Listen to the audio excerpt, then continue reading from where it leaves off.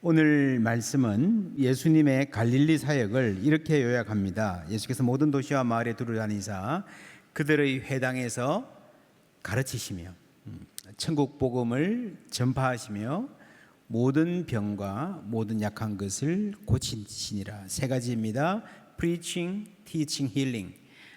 선포, 교육, 치유. 예수님의 3대 사역이라고 말하기도 합니다. 이렇듯 치유는 예수님의 삶에서 대단히 중요한 사역이었습니다. 하나님은 구원의 하나님이시자 치유의 하나님이십니다. 이 구원과 치유가 어떻게 관련되는가? 12해를 혈루증 앓던 여인이 예수님께 가까이 온 적이 있습니다. 계속해서 피를 흘리는 병이에요. 성경은 이 여인이 많은 의사들에게 많은 괴로움을 받았다. 그러면서 재산도 다 허비했고요. 그러나 아무 효험이 없고 병은 또 위중해져 가는 중에 예수님 소문을 듣습니다. 그런데 예수님 가까이 갈 수가 없어요. 구약 성경에 피를 흘리는 여인은 부정하다는 말씀이 있었기 때문에 가까이 가지 못합니다. 요즘과 달리 흐르는 피를 위생적으로 처리할 방법도 부족했습니다. 물이 귀한 나라였기 때문에 마음 놓고 씻기도 힘들었고 옷에 피가 보일 수도 악취가 났을 수도 있습니다. 그렇지 않다 하더라도 그럴 가능성 때문에 늘 전전긍긍하면서 위축된 마음으로 살았을 거예요. 보통 사람 같으면 고쳐주세요 하고 나설 수도 있습니다. 그 바로 앞에 보면 이 맹인이 있는데 고쳐달라고 막 소리를 지르기도 합니다. 이 여인에게는 그런 자기 표현조차 용납되지 않는, 그러나 고침받고 싶은 그 간절한 마음, 예수님이면 혹시라고 하는 그 기대를 저버릴 수가 없었습니다. 그래서 그분의 옷이라도 만지면 낫지 않을까 생각하고 무리 가운데 끼어 뒤로 와서 살짝 만집니다. 그 순간 자기 몸에 병이 나은 것을 깨닫습니다. 그리고 그냥 넘어갈 줄 알았어요. 예수님 그냥 지나가실 줄 알았습니다. 예수님이 스탑하고 돌아보시고 물으십니다. 누가 내게 손을 대었느냐? 제자들이 말하죠. 아니, 예수님 이렇게 사람이 많은데 밀고 밀리는데 출퇴근 시간 복잡한 도시의 지하철역 같은 이곳에서 누가 손을 대었냐? 무슨 말입니까? 그런데 이 여인은 아는 거예요. 자신의 터치는 특별했다. 자기 말 하는 줄 압니다. 두렵습니다. 벌벌 떨면서 긴장하고 예수님께 나옵니다. 그 여인에게 하신 말씀 함께 읽습니다. 예수께서 이르시되 딸아, 내 믿음이 너를 구원하였으니 평안히 가라. 내 병에서 놓여 건강할지어다. 네, 내 믿음이 너를 구원했다. 구원이라는 단어가 나왔죠. 무슨 말일까요? 이게 예수 믿고 이제 천국 가게 되었다 하는 종말론적인 구원을 말할까? 아니면 내 병이 나았다 하는 그런 말일까? 28절에 보면요, 이 여인이 혼자 생각을 이렇게 말합니다. 이는 내가 그의 옷에만 손을 대어도 구원을 받으리라 생각했다는 거죠. 여기서 구원은 분명히 육체의 병고침을 말합니다. 그러면서 이 마가복음은 이 단어를 의도적으로 병고침으로 시작되는 어떤 큰 구원과의 연결을 말하는 것 같습니다. 병 때문에 예수 만나고 병고침 받고 그것도 구원이에요. 그러나 더 큰 구원으로 나아가는 거죠. 여러분, 구원은요 치유입니다. 몸과 마음과 영혼의 치유, 전인적인 치유. 그리고 이 치유는요 나 혼자 회복되는 것이 아니라 언제나 관계의 회복을 포함합니다. 이 여인은 몰래 숨어든 사람이었습니다. 다른 사람과 어울리기 힘든 사람이었어요. 무리 속에 섞여서 예수님께 다가갈 때도 혹시 내가 이런 병이 있는 사람인 걸 사람들이 알지 않을까? 나를 알아보고 저리 가, 당신 여기 왜 왔어? 오면 안 돼! 소리치는 사람이 있지 않을까 두려워했을 것입니다. 그래서 여러분, 언제나 병이 낫고 구원받았다는 것은요 관계의 회복을 포함하는 겁니다. 아마 이분은 12년 동안 다른 사람들과 제대로 어울리지 못했을 거예요. 늘 나를 불쾌해하고 경계하는 표정과 마주해야 했던 12년. 카페 앞을 지나가면서 그냥 앉아서 얘기꽃을 피우는 사람들이 그렇게 부럽고 식당에서 칼국수 하나 앞에 놓고 깔깔거리며 웃는 시간이 나에게는 허락되지 않는 저 먼 세상의 이야기로 들리는 그런 사람이었습니다. 사도행전에서 여러분 성전 미문에 앉은 사람 기억합니까? 사람들이 늘 성전으로 예배하러 가는데 나는 그냥 동냥이나 하고 앉아 있어요. 나하고는 관계없는 그 성전의 이야기가 내 이야기가 되는 거죠. 사람들 앞에서 늘 위축되고 주눅들어 있다가 병고침 받고 나서 당당히 나서는 것입니다. 여기서 관계의 회복, 자아의 회복이 있죠. 그리고 하나님 나를 돌보시고 하나님 나를 치유하시고 내가 하나님 사랑받는 사람, 사랑받을 만한 사람이라는 그 자의식, 그렇죠? 하나님과의 관계의 회복입니다. 그래서 구원은 치유다라고 할 때에 무엇보다 전인적인 치유입니다. 몸과 마음, 영혼의 치유를 포함합니다. 관계의 치유입니다. 하나님과의 관계, 사람들과의 관계, 무엇보다도 자기 자신과의 관계가 치유가 되는 겁니다. 나는 사랑받지 못할 만한 사람인가 봐 하는 생각이 극복이 되는 거죠. 그리고 만물의 회복, 깨어진 피조 세계를 회복하는 총체적 치유, 총체적 구원이 하나님의 구원입니다. 그래서 이 혈루증 여인에게 이렇게 보면 이해가 돼요. 내 믿음이 너를 구원하였느니라. 이것이 병고침을 말하는 것이지만 이 큰 구원의 일부로 정말 온전한 회복으로 치유로 나아가는 길 위에 있다라고 하는 거죠. 여러분, 그 중심에 관계의 치유가 있습니다. 모든 것의 치유, 망가진 몸뿐 아니라 이 여인 같은 경우에는 경제까지 망가졌죠. 아파서. 그렇죠? 지금까지 재산을 많이 허비했습니다. 지금부터 이제 경제력도 회복되기 시작할 거예요. 총체적인 회복입니다. 그 전인적인 치유라 그러면 아주 다양한 비뚤어진 가치관, 게으른 태도, 미루는 습관, 책임 회피, 그렇죠? 불평, 불만. 이스라엘 백성들을 광야에 불러내셨는데 자유인이 되고 나니까요, 자유롭게 사니까요, 막 굉장히 좋은 창조성도 나오지만 그 안에 못된 것도 막 나와요. 자유롭게 되니까, 그죠? 불평과 불만, 그게 치유되는 과정이에요. 훈련받아가는 과정입니다. 35절 말씀 다 같이 읽습니다. 예수께서 모든 도시와 마을에 두루 다니사 그들의 회당에서 가르치시며 천국 복음을 전파하시며 모든 병과 모든 약한 것을 고치시니라. 예, 모든 도시와 마을에 다니면서 모든 병과 모든 약한 것을 고치셨다 했습니다. 모든 도시와 마을, 무슨 말입니까? 어디나, 사람 사는 곳은 어디나 아픔이 있고 치유받아야 할 병들이 있다라고 하는 겁니다. 도시든 시골이든, 여러분 굉장히 부촌이든 아니면 가난한 곳이든 다 나름대로 아픔이 있고 병통이 있습니다. 지난주에 이런 기사가 실렸어요. 서울의 초등학교 11개 구가 있는데 그 중에서 최고 부자 3개 구에 신규 교사 61%가 배정되었다는 거예요. 11개 구에서 3개 구에 61%, 너무 많지 않습니까? 왜 그러냐 그러니까요, 그 부촌에 있는 그 교육구에 선생님들이 있기 싫어한다는 거예요. 너도 나도 전부 다 이제 이임 신청을 해가지고 대탈출이 일어났다 그럽니다.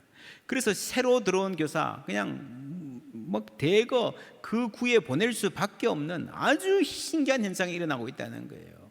최고 부자 동네 아닙니까? 소득 수준도 높고 학력도 높고요, 교양 있을 것 같은 그런 동네들인데 교사들에게는 그만큼 혹독한, 여러분 거기 일하는 선생님들이 행복하지 않는데 그 학부모들이나 아이들은 행복하겠습니까? 한국 사회에 정말 심각한 병통입니다. 부자 마을이 그런가 하면 또 가난한 마을은 가난해서 또 그 나름대로 많은 문제들, 아픔이 있다라고 하는 것입니다. 예수님이 모든 도시와 모든 마을을 다니시면서 아픈 것과 약한 것을 만나셨습니다. 37절에 이런 말씀 나옵니다. 함께 읽습니다. 이에 제자들에게 이르시되 추수할 것은 많되 일꾼이 적으니 그러므로 추수하는 주인에게 청하여 추수할 일꾼들을 보내주소서 하라 하시니라. 아멘. 하나님이 치유하시지만 하나님이 구원하시는 그 큰 역사 속에 추수할 일꾼이 필요하다. 어떤 부분에서 우리의 사역을, 우리의 동참을 요구하시는 거예요.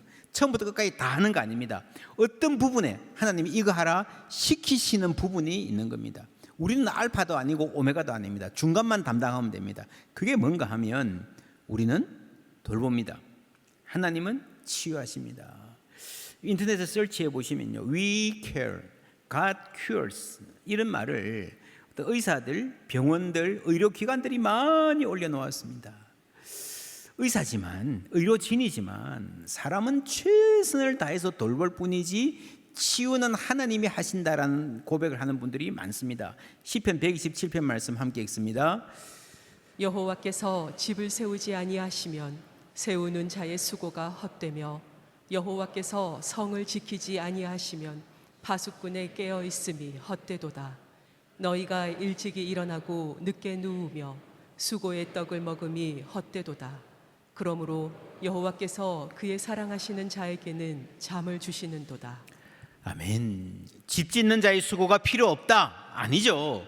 하나님 은혜 주셔야 된다는 말입니다. 마찬가지로 하나님이 치유하신다는 말은 의료진의 노력이 필요 없다는 말이 아니고 하나님이 은혜 주셔야 된다는 겁니다. 여호와께서 그의 사랑하시는 자에게 잠을 주시는도다는 말은요, 잘 때에도 복을 주신다는 거예요. 인간이 잘 때 치유가 주로 일어나잖아요. 그렇죠? 성장도 그렇고 그렇습니다. 고린도전서 3장 6절 7절 함께 읽습니다. 나는 심었고 아볼로는 물을 주었으되 오직 하나님께서 자라나게 하셨나니 그런즉 심는 이나 물 주는 이는 아무것도 아니로되 오직 자라게 하시는 이는 하나님뿐이니라. 아멘. 여러분, 성장의 전 과정은요, 하나님이 이끌어 가시는 거예요. 거기서 나는 심었고 바울의 역할이 있고 아볼로의 역할이 있습니다. 우리 자녀들의 성장도 마찬가지입니다. 성장의 전 과정은 하나님이 함께 하시고 부모의 역할이 있고, 그렇죠? 학교의 역할이 있고 사회의 역할이 있고 교회의 역할이 있는 거예요. 그래서 여러분, 인간이 하는 어떤 일에 무한 책임은 없습니다. 부모가 자녀의 삶에 무한 책임을 져야 된다. 뭐가 나오든지 이건 다 내 책임이다. 그거는 교만이고 어리석은 일이에요. 어른들 모시는 것도 그렇습니다. 우리가 정해진 시간 속에서 최선을 다해서 모시는 거지 하나님 맡기는 시간에 최선을 다할 뿐이에요. 결과는 하나님께 맡겨야 합니다. 그렇죠? 이 돌봄이라는 게요, 성장이라는 게 그렇습니다. 여기까지라는 대목이 분명히 있습니다. 자녀 양육도 어른 섬기는 것도요, 여기까지 할 때가 있는 겁니다. 이런 주제를 제가 검색해 보니까 이런 기사 타이틀이 나오더라고요. 고치려 하지 말고 돌봐주세요. 이 기사는 말기 환자들을 대하는 호스피스에 대한 기사였습니다. 무리한 의료는 하지 말고 어느 정도 선에서 여기까지라고 생각이 되면 여생의 남은 시간을 편하게 보낼 수 있도록 이렇게 품위 있게 존엄하게 보낼 수 있도록 해 주시라는 권고였습니다. 상당히 설득력이 있었습니다. 그런데 고치려 하지 말고 돌봐주세요, 이 말은요, 생각보다 굉장히 많은 상황에 적용될 수 있습니다. 우리가 그런 말 하잖아요. 너는 그것만 고치면 너무 좋은데, 너는 다 좋은데 그거 고쳐야 돼. 여러분, 그런 말 들으면 어떤 기분이 드십니까? 사람 자체가 거부당하는 느낌이에요. 이 혈루증 여인의 문제는요, 아픈 것뿐 아니라 내가 아프기 때문에 거부당하는 거 아닙니까? 사춘기 자녀들 부모들이 고치려 하니까 얼마나 힘듭니까? 부모는 자녀를 아껴서 그래요. 사랑해서 그래요. 사랑하기 때문에 그 고치라 그래요. 그러니까 이게 듣는 자녀는요, 그 말을 할 때에 내 존재 자체가 거부당하는 느낌을 갖는 거예요. 사랑받지 못한다고 느끼는 거예요. 나는 틀렸다고 느끼는 거예요. 부모의 책임감이 너무 커서 문제인 가정도 많잖아요. 여기까지, 그죠? 변화시키는 것은 하나님의 일입니다. 그래서 돌보는 것이 우리가 할 수 있는 일의 전부일 때가 참 많습니다. 그렇다고 변화의 가능성을 포기하라는 말이 아닙니다. 우리는 서로 돌보면서 고치시는, 변화시키는 하나님을 기대합니다. 그래서 우리는 돌봅니다, 이 말에는요, 자신에 대한 겸손이 있고 동시에 하나님에 대한 확신이 있는 거예요. 또 다른 겸손이 필요합니다. 예수님 말씀하셨죠. 건강한 자에게는 의원이 필요 없고 병든 자에게야 필요하다. 나는 병든 자들, 죄인들 위해서 왔다. 무슨 말입니까? 모든 사람에게 예수님이 필요하다는 거예요. 모든 사람이 구원 얻어야 되고 모든 사람에게 치유가 필요한 줄 믿습니다. 마찬가지로 돌봄이 필요한 사람이 따로 있는 게 아니라 모든 사람에게 돌봄이 필요합니다. 여러분, 상담사들은요, 사람들의 문제를 들어주고 조언해주는 전문적인 훈련을 받은 사람들입니다. 그러나 슈퍼맨은 아니에요.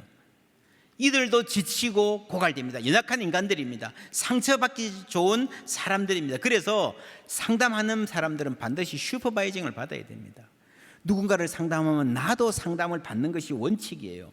부모가 아이들을 돌보는데 부모도 돌봄이 필요합니다. 공동체의 리더들도 보호와 돌봄이 필요한 거예요. 선생님들도. 어떤 부분을 돌보아야 하는가? 모든 병과 모든 약한 것을 고치신다 그랬습니다. 모든 병, 모든 약한 것, 여러분 하나님의 치유에는 제한이 없습니다. 돌봄도 그렇습니다. 굉장히 큰 영역이 있습니다. 맨 먼저는요, 자신을 돌보는 거예요.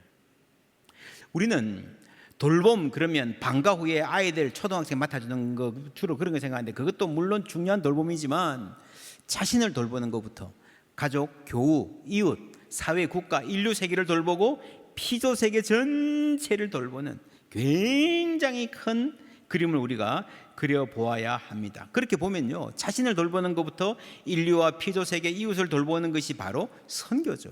맞습니다. 선교도 돌봄입니다. 그래서 선교사의 가장 중요한 자질이 뭔가 하면요, 자신을 돌볼 줄 아는 거예요. 선교 뭐 언어도 배우고 거기 문화도 배우고 성경도 배우고 뭐 많은 기술도 있는데 자신을 돌볼 줄 모르면 선교 제대로 하기 힘듭니다. 저는 그런 분 많이 압니다. 정말 헌신적이고 이타적이고 열정적이고 남을 위해서 모르는 나라 가서 그 정글에서 자신을 불사르는 선교사님들 많은데 딱 한 가지 부족한 게 있어요. 자신을 돌볼 줄 몰라요. 자신의 아내를 돌볼 줄 몰라요. 그래서 얼마나 많이 힘들어하는, 오랫동안 사역 잘하실 수 있는 분이 그냥 쉽게 무너지는 것 우리가 많이 봅니다. 기후도요. 최근에 아주 중요한 문제 제기입니다. 기후도 돌봐야 돼요. 연약하잖아요. 무너지고 있잖아요. 이 기후 돌봄이라는 거 안에는 기후 위기 때문에 취약해지는 사람들. 올해도 뭐 어떨지 모르겠어요. 비가 많이 오고 그러면 어디 뭐 반지하 살고 어디 살고 뭐 얼마나 이미 우리는 많이 취약해져 있습니다. 돌봐야 되는 거죠. 그래서 지금 한국 사회가 어떻게 가야 되는가? 돌봄의 시대를 열어야 됩니다. 왜냐하면 첫 번째, 이미 돌봄의 수요가 너무 많고 앞으로도 늘어날 것입니다. 초고령화, 고령이 계속 늘잖아요. 다 돌봐야 될 대상이 될 것입니다. 두 번째, 경제주의의 문제. 세 번째, 각자 도생의 시대. 모두가 위협받고 있습니다. 세 번째, 코로나19가 남긴 교훈. 다섯 번째, AI 시대. 이 모든 주제가 다 돌봄과 관련이 있습니다. 경제주의가 뭐예요? 경제로 모든 걸 설명하려고 그러는 거예요. 모든 가치와 목적을 경제에만 두는 겁니다. 부모님들이 가끔 자녀들에게 그런 경우 있잖아요. 아이들이 섭섭하게 하면, 야, 내가 너에게 쓴 돈이 얼만데, 그죠? 어릴 때부터 먹여주고 재워주고 옷 사주고 학비 대주고 차 태워주고. 여러분, 그 돈을 다 현금으로 계산하면 어마어마하겠죠. 근데 사실요, 부모가 자녀에게 해준 모든 것에는 그 돈은 일부에 불과합니다. 그렇지 않습니까? 현금이 아닌 것들, 안아주고 먹여주고 함께 있어주고 걔 때문에 잠 못 자고, 그죠? 말 들어주고 뭐 마음 졸이고 기도하고, 얼마나 대단합니까? 그죠? 현금으로 지급한 거는요, 그 모든 양육의 에너지의 일부에 불과해요. 일부에. 교회 사역도 마찬가지입니다. 우리 교회 예산이 얼마다? 저는 늘 당회와 재직회, 길산서 예산서 보면서 그런 생각합니다. 여기에 숫자로 잡히지 않는 부분이 훨씬 더 많다. 교회학교 선생님들이 자기 주머니에서 아이들 떡볶이 사주잖아요. 그죠? 차 태워주고요. 찬양대나 다른 사역도 마찬가지입니다. 뿐만 아니라 아이들 가르치고 준비하고 그 열정들, 그 에너지가 우리 새가족 팀과 뭐 모든 부분, 그죠? 그를 다 돈으로 계산하면요, 뭐 엄청날 겁니다. 그래서 여러분, 은혜 있는 교회일수록 교회의 1년 예산은 이 안에서 이루어지는 사역의 지극히 작은 일뿐입니다. 이해가 되십니까? 국가 경제도 마찬가지예요. GDP는요, 이런 회사 가서 일하고 돈 벌고 수출하고 뭐 이런 거 세금 내고 그것만 하잖아요. 근데 이 사회가 돌아가려면 그 GDP에 잡히는 부가가치로는 설명이 안 됩니다. 여러분, 엄마들이 밥 해주고, 그죠? 아내들이 빨래 해주고 집 돌봐주고 아프면 챙겨주고 어른들 모시고 이런 모든 일이, 이런 모든 돌봄이요, 경제적으로 GDP에 포함이 안 됩니다. 그래서 GDP가 커지면 잘 사는 나라다라고 하는 경제주의, 그것이 여러분 이 사회를 피폐하게 만드는 겁니다. 이런 경제주의, 효율 숭상의 사회에서 돌봄 노동은 대단히 저평가되어 있습니다. 이 대부분 여성들이 많이 해왔잖아요. 그렇죠? 남자들 밖에 나가서 이따가 집에 무슨 일 생기면 집에서 놀면서 뭐하노? 노는 거 아니잖아요. 그죠? 집에서 놀면서 뭐하노? 직장 안 가면 논다 생각하는 게 이게 아주 지독한 경제주의인 겁니다. 그래서 여러분, 돌봄이라고 하는 이 고귀한 노동이 상당히 저평가되어 있습니다. 이게 문제입니다. 장애인을 돌보는 분들. 그리고 여러분, 이제 초고령화, 고령화에서 초고령화로 갈 텐데 모두가 다 간병인의 도움을 받아서 살아가야 될 겁니다. 그렇죠? 근데 지금 한국의 간병인들에 대한 대우가 굉장히 박할 뿐 아니라 무시해요. 존중하지 않습니다, 간병인들을. 그런데 그 무시당하고 저임금에 시달리는 간병인들의 스트레스가 다 어디로 갈까요? 환자한테 가잖아요. 그렇지 않습니까? 그래서 지금 요즘에는요, 내가 간병인들한테 무시당하고 멸시당할 것 같은 그 두려움이 어마어마하게 큽니다. 이 모두가 경제주의, 효율만을 따져서 계산하는 이 우리의 가치와 문화입니다. 이제 바뀌어야 됩니다. 세 번째는 각자 도생의 시대. 이 그림 무슨 그림입니까? 배가 이제 막 난파당하게 생겼는데 막 배를 잘라 가지고 지 살 배를, 미니 배를 만들어 가는 거예요. 결국엔 다 죽는 겁니다. 그죠? 함께 가야 그래도 살아날 가능성이 있는데 우리 사회가 이런 쪽으로 가는 거예요. 그래서 우리 돌봄이 중요해집니다. 네 번째로는요, 코로나19가 준 교훈이 있습니다. 야, 돌봄이 얼마나 중요한가. 이 돌봄이 제대로 안 되면 이 사람들이 살아남을 수가 없구나. 그렇죠? 그 취약계층, 코로나19 때 그나마 자기 집 갖고 있는 사람들은 좀 나았지만 공동생활을 해야 되는 분들, 쪽방에 있는 분들, 주거가 열악한 분들, 그렇죠? 정신병동, 장애인, 얼마나 힘들었는지 모릅니다. 완전히 취약계층들이 그대로 위험에 다 노출되었습니다. 이걸 우리가 반성해야 돼요. 우리 사회가 그분들을 보호하는 쪽으로 가야 됩니다. 동시에 코로나19 때 별처럼 빛나는 사람들이 있었습니다. 간호사들, 의사들, 보건 인력들, 정말 헌신적으로 일을 했습니다. 한국 사회를 보호한 거예요. 이게 여러분, 우리 사회가 갖고 있는 약점도 노출되고 돌봄의 잠재력, 공동선의 잠재력도 상당히 많이 현실화되었던 아주 중요한 시기였습니다. 교회도 위기를 맞았습니다. 그러는 가운데 몇몇 교회들은 돌봄의 잠재력이 있음을 확인하는 기회를 가졌습니다. 우리 교회는 코로나19 시작되자마자 먼저 교인들을 보호하는 일에 최선을 다했습니다.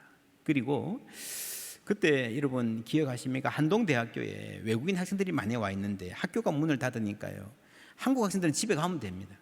얘들은 갈 수가 없잖아요. 베트남으로 인도로 어떻게 비행기 타고 가요? 다 막혔는데, 학교가 언제 열지도 모르는데 완전히 갇혔습니다. 갇히니까 학교에서 밥을 안 주잖아요. 어떻게 살아갑니까? 식당도 다 문 닫았고 돈도 없고요. 그래서 우리 국제부에서 이 학생들을 위한 반찬을 만들어서 배달했습니다.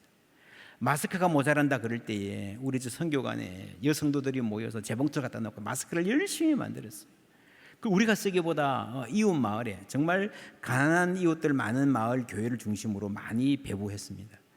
학교가 온라인 수업을 시작한다 그럴 때에 컴퓨터가 없는 학생들, 그 노트북 교회에 있는 거 여러분 안 쓰는 거 가져오세요 해서 모아가지고요, 교회가 다 손봐서 나누어 줬습니다.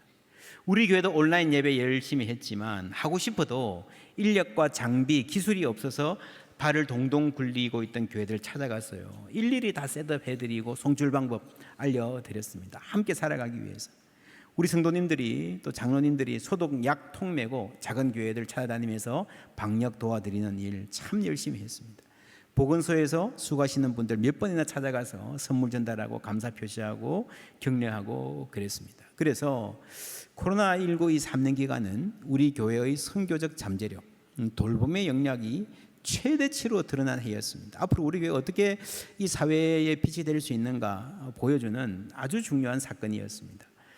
다섯 번째로 AI 시대, 인간 노동력의 가치에 심대한 도전이 될 것입니다. 여러분 많이 들었을 거예요. 많은 사람들이 실직할 것이고요, 직업 자체가 없어질 겁니다. 뭐부터 없어질까? 비싼 직업, 잘 나가는 직업부터 없어질 가능성이 대단히 많습니다. 돌봄 노동은 남을 것입니다. 그래서 개인적으로 뭘 해야 내가 먹고 살까 하는 고민, 모색도 해야 되지만 사회적으로는 아주 분명합니다. 돌봄 노동을 귀하게 여기고 제대로 대우하고 존중하고 지불하는 틀과 문화를 지금부터 만들어 가야 됩니다. 그래야 살아갈 수가 있습니다. 한국 사회가 어떤 사회가 되는가? 돌봄 사회. 이 사회는 돌봄의 가치를 존중하는 사회. 두 번째, 경제주의의 한계를 알고 극복한. 경제는 여전히 중요합니다. 그러나 경제주의에 빠지면 안 됩니다. 그리고 돌봄을 돌보는 사회, 돌봄 받는 이의 존엄을 지켜주는 사회, 이러한 중요한 가치들이 제기되어야 됩니다. 돌봄을 돌보는 사회라는 말은요, 사실은 우리 사회에 힘든 분들이 많지만 돌보는 사람들, 돌봄에 이 짐을 진 사람들이 가장 어려운 가운데 있는 분들 중에 속합니다. 그래서 여러분, 우리가 돌아봐야 됩니다. 우리 주위에도 안타까운 일이 참 많습니다. 이런 얘기 들었어요. 어떤 가정에 아버지가 23년 전에 쓰러졌대요. 누워 계신데 계속 어머니가 수발했습니다. 그러던 어머니가 최근에 돌아가셨대요. 자녀들은 전혀 예상하지 못한, 아버지는 엄마가 돌보겠지 생각했는데 갑자기 엄마가 사라지니까요. 이 엄마가 하던 일을 세 자녀가, 딸과 사위와 며느리, 아들들이 이제 6명이 나눠서 하는 거예요. 근데 엄마 혼자 하는 일을 6명이 하는데도요, 도저히 감당이 안 됩니다. 역부족입니다. 야, 어머니는 혼자 이걸 어떻게 다 하셨을까? 또 다른 어떤 60대 여자분 이야기입니다. 남편 은퇴를 앞두고요, 나름 열심히 살아왔기 때문에 자식들도 다 분가시키고 이제는 큰 짐 없다 싶어서 약간 무리해서 집을 하나 지었습니다. 가정 형편이 크게 어렵진 않았지만 손주들 용돈이라도 줘야지 하는 생각으로 요양보호사 자격증을 취득했습니다. 하루 1시간, 하루 4시간 어떤 할머니 집에 가서 돌봅니다. 근데 자기 남편이 다쳤어요. 누웠습니다. 그리고 누워있다 보니까 인지 기능이 저하됩니다. 치매 증상이 보입니다. 남편도 점점 이게 심해져 가지고 일상생활이 불가능한 정도가 되었습니다. 그래서 집에서는 남편 돌보고, 일하러 가서는 할머니 돌보고, 하루 종일 돌봄에 매여 있는 거예요. 아무것도 못합니다. 교회도 잘 못 갑니다. 그렇게 숨막히는 시간을 살아갑니다. 더구나 요양보호사로 가서 일하는 이 집 할아버지가요, 아무것도 할 줄 몰라요. 한국 남자들이 대부분 그렇잖아요. 집안 살림에 관해서는 뭐 청소고 요리고 아무것도 할 줄 몰라요. 집안이 엉망입니다. 그 꼴을 보니까 외면할 수가 없습니다. 돈 때문이 아니라 이 할머니를 만났는데, 이 치매 할머니, 그냥 또 특별히 이분이 너무 까다롭고 막 이 행동이 포악해가지고요, 다른 요양사들 내가 그만두고 보내면요, 하루 이틀도 견디지 못하고 그냥 그만둬 버리는 거예요. 시설에서도 거부합니다. 그런 게 있대요. 시설들도요, 진짜 돌보기 힘든 분들은 소위 블랙리스트라는 거 만들어서 받지 말자 이런데, 이분이 이 사람을 놔두고 올라가니까 도저히 발길이 안 떨어지는 거예요. 그래서 심지어 이분이 자기 남편은 시설에 맡기고 신우에게 부탁할 때도 있고, 그러면서 그 할머니를 계속해서 돌보았습니다. 그러다가 어느 순간에 정신이 번쩍 들었어요. 내가 내 남편도 못 돌보고. 그래서 그 집에 가서 할아버지한테 사정을 솔직하게 이야기합니다. 이 할아버지가 우는 거예요. 아니, 아줌마 집 남편이 아프다는 말은 들었지만 그렇게 심한 줄은 몰랐는데, 남편을 시설에 맡겨놓고 우리 집에 와준 게 너무너무 고맙다 그러면서 막 펑펑 눈물 흘리는 거예요. 여러분, 이렇게 살아가는 분들이 많이 있습니다. 이런 책이 있어요. 새벽 3시의 몸들에게 질병, 돌봄, 노년에 대한 다른 이야기. 여러분, 새벽 3시 어떤 시간입니까? 깊이 잠들어야 정상인 시간, 그죠? 직장일 다 힘들다 그래도요, 대부분 퇴근하면 끝나잖아요. 집에서 일해야 하는 사람들도 잠들면 그래도 쉬잖아요. 그런데 이 돌봄에 묶여 있는 사람들은 이 가장 고난 잠을 자야 할 이 시간에도 잠들지 못하고 긴장하고 끝없는 요구를 마주해야 됩니다. 하루의 피로가 풀리지 않은 채 또 하루를 내다보면서 어떻게 살아야 하는 분들 많을 것입니다. 그리고 이 아픔 뒤에는요, 아픈 환자들의 새벽 3시가 또 있죠. 돌봄은 지금 당장 아픈 분들, 연세 드신 분들, 육체가 쇠약한 분들의 문제만이 아닙니다. 젊은이들도 돌봄이 절실히 필요합니다. 청년들에 관한 책 보니까요, 이런 말이 있어요. 바닥은 놔두고 천장만 없애려는 것은 공정하지 않다. 이 천장은 차별의 상징이잖아요. 뭐 최초로 뭐 여성 판사, 뭐 국회의원, 뭐 장관, 기업 이런 탄생할 때마다 우리가 유리 천장을 깼다 이야기합니다. 유리 천장이란 말이 무슨 말인가 하면 유리란 말이 안 보이는 거예요. 그러니까 법과 제도로는 다 올라갈 수 있어. 그런데 이 편견, 문화, 사람들의 태도, 인식이 가로막고 있다. 그걸 깨야 된단 말이죠. 여러분, 두 해 전인가요? 이상한 변호사 우영우라고 하는 드라마가 있었죠. 이 주인공은 서울대 로스쿨 수석 졸업할 정도로 천재입니다. 그런데 약점이 있습니다. 회사 출근할 때에 회전문을 통해 들어가야 되는데 그거를 못 들어가요. 그만큼 힘든 자폐 스펙트럼 장애입니다. 근데 그 장애를 극복하고 탁월성을 발휘하는 과정인데, 그 이야기인데, 주위 사람들의 배려와 도움이 절대적입니다. 내 편에 서주는 사람들이 있어서, 여러분, 그래서 여러분 제도뿐 아니라 문화와 태도가 정말 중요합니다.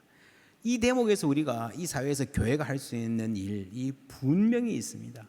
교회가 어떤 문화와 어떤 이 상호 돌봄의 문화를 만들어 갈 수 있을 것인가, 우리가 함께 고민해야 됩니다.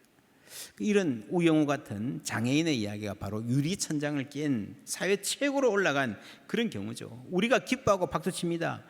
그런데 놀랍게도요, 이 드라마를 보고 많은 장애 가족들이 더 깊은 좌절을 느꼈다 그러시더라고요. 왜냐하면 대다수의 자폐 스펙트럼 장애인들은 이보다 훨씬 더 어려운 상황에 있거든요. 장애인의 이야기지만 꿈 같은 이야기로 들리는 거예요. 그래서 우리는 유리 천장을 깨는 이야기뿐 아니라 바닥을 높이는 이야기를 듣고 싶은 것입니다. 능력 있는 여성들이 정당하게 인정받고 자기 실현 잘 해나가는 멋진 이야기도 필요합니다, 여전히. 그러나 더 중요한 것은요, 보통 여성들의 삶이 향상되는 이야기가 우리에게 필요한 거예요. 12해를 혈루증으로 앓던 여인처럼. 사람들의 나설 용기도 없던 사람이 어떻게 하나님을 만나고 삶이 바뀌는가. 그렇죠. 여러분, 한 2해 전부터 한국에 유행하는 게 있습니다. 1,000원의 아침 식사. 대학들에 참 좋은 일이죠. 아이들 뭐 한참 배고프고 할 때 1,000원 주고 아침 먹을 수 있다 그러면. 그런데 이런 모든 대학이 다 하는 거 아닙니다. 주로 어떤 대학이 할까요? 명문 대학들은 잘 됩니다. 근데 가난한 대학들은 그것도 잘 안 돼요. 돈도 안 모입니다. 돈 될 사람도 별로 없어요. 관심도 안 가져요. 정말 돌봄 받아야 될 가난한 학생들은요, 굶는 경우가 많습니다. 대학도 못 가는 젊은이들도 있잖아요. 그래서 우리는 누군가 조금만 도와주면 정말 멋지게 자기 실현할 수 있는 그런 사람 이야기도 필요하지만, 더 어려운 사람들, 새벽 3시에 깨어 있어야 하는 분들, 하룻밤을 지내기가 힘겨운 분들에 더 관심을 가지고 귀를 기울여야 됩니다. 우리가 뾰족하게 뭘 할 수 있을까? 여러분, 새벽 3시의 몸이라는 책에 보면요, 이런 구절이 나옵니다. 우리는 취약함을 극복할 수 있어서 시민인 것이 아니라 반대로 취약함을 공유하기에 시민이다. 우리 모두가 약하고 그 약함을 공유할 수 있을 때, 여러분, 이게 성경의 정신입니다.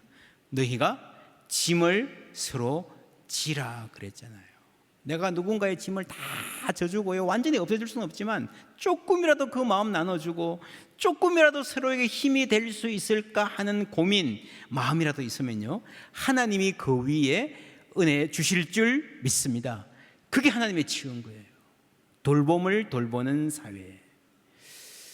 이 방향에서 우리 사회의 앞날을 위해서 교회가 할 수 있는 일이 분명히 있을 것입니다.